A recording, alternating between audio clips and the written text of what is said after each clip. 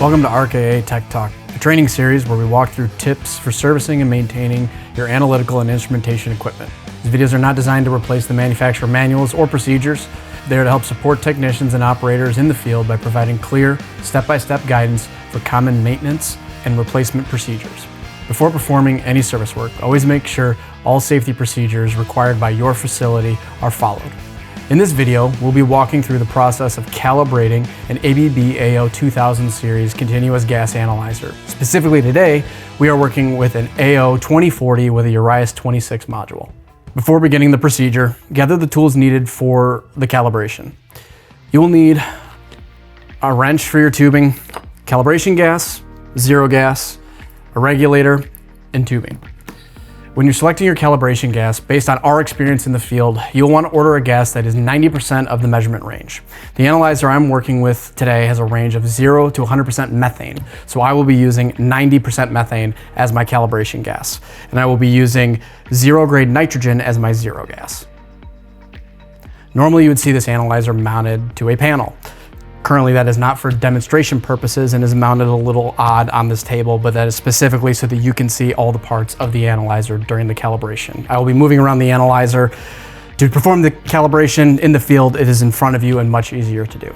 So a couple things to keep in mind when you are calibrating your 2040 analyzer is your configuration of the analyzer, whether it's a single stream, multi-stream. Verify your application to look for your ports that you need to tube into or that should be tubed in already. Channel 1 on this analyzer is on the right and channel 2 is on the left. Our sample inlet on our channel 1 is right here and our channel inlet for channel 2 is right here. We also are using a rotometer to set our flow rate into the analyzer. You want to make sure you're using the same flow rate with your calibration as you're using in your sampling. This unit really likes consistency in flow rate and pressure. So when you're doing your calibration, make sure not only is your flow rate set, but that your pressure is also at the same pressure as your sample.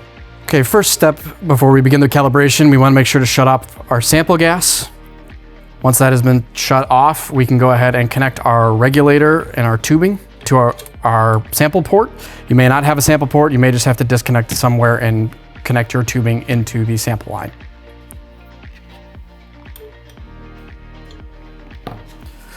Once we have that connected, we can go ahead and we are going to do our zero gas calibration first. I am using a zero grade nitrogen. So now we are going to connect our zero gas first. Now we can move over to our analyzer. Now that we have our gas connected, we're going to go to our analyzer. We're going to select the menu button. We're going to go to calibrate. And we are going to be performing a manual calibration. Now, depending on your setup of your analyzer, it may be different. You may have 1, 2, 4 components. It's all dependent on your analyzer setup. The calibration procedure is the same no matter how many you have. The first one we're going to do is we're going to work on our channel 1 CH4 or our methane, 0 to 100%.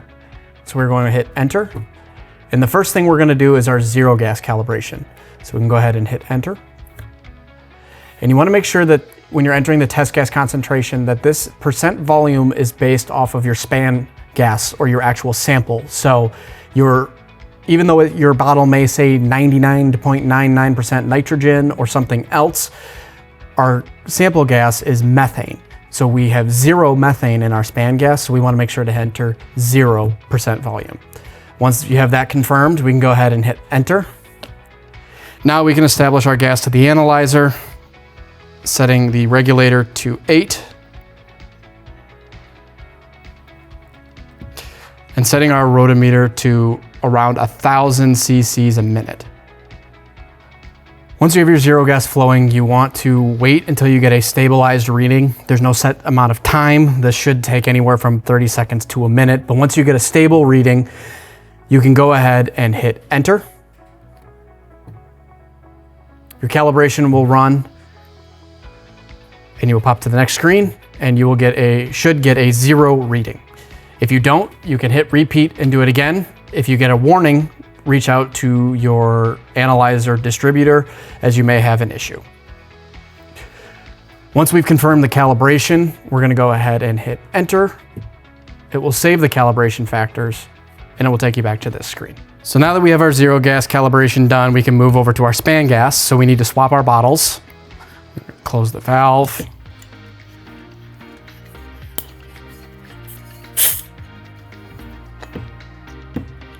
We're going to go ahead and connect our span gas.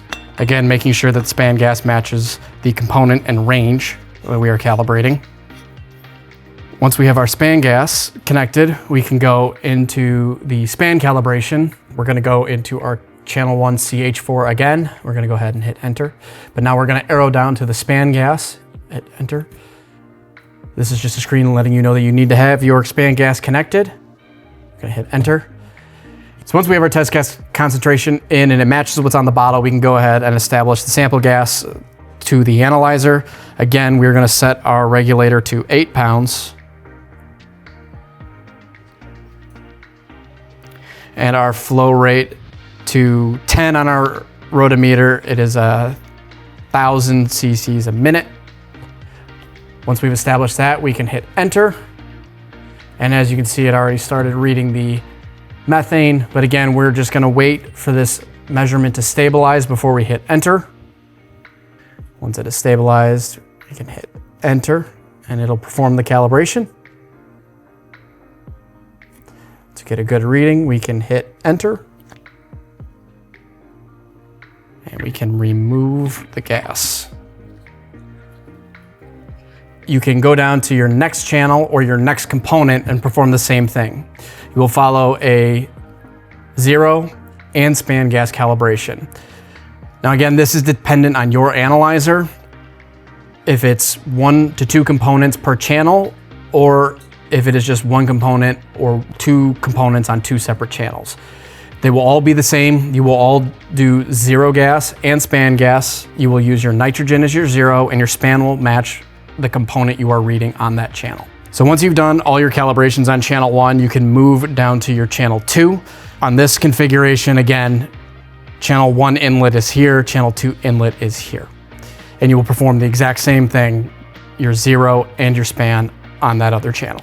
Now that we're done with our calibrations, we can go ahead and take our calibration setup apart, valve off any ports that we have in our system, disconnect the sample tubing.